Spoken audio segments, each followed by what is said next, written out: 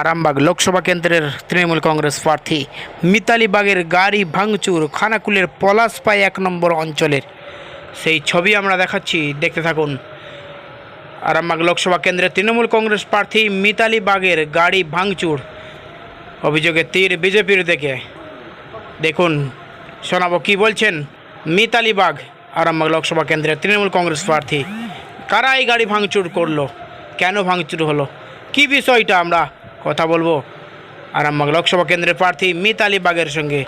দেখুন সেই ছবি রয়েছে, রাস্তার ওপরে পড়ে রয়েছে ভাঙা গাড়ির কাঁচ, আপনারা দেখতে পাচ্ছেন সেই চিত্র। রাস্তার ওপরে ছড়িয়ে ছিটিয়ে রয়েছে সেই মিতালি বাগের গাড়ির ভাঙা কাঁচ, সেই চিত্র, সেই ছবি আপনারা দেখাবো, শোনাবো কি বলছেন মিতালি বাগ। একটা মহিলার ওপরে আক্রমণ, আপনারা তো এর আগেও দেখেছেন যখন প্রচার করতে এসেছিলাম। এই পঞ্চায়েতের প্রধান যিনি মাতা পিতা সেজেছেন, এখানের অভিভাবক হয়েছেন, মানুষকে পরিষেবা দেবো বলে শপথ গ্রহণ করেছেন, তিনি তো প্রথমে আটকেছেন।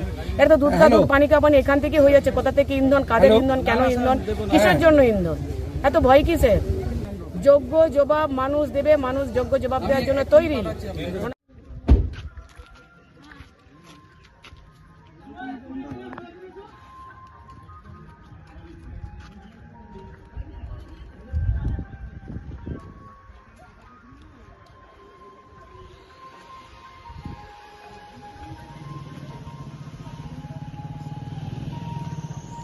আমার বড় ভালো লাগলো, আমাকে তাড়া করেছে।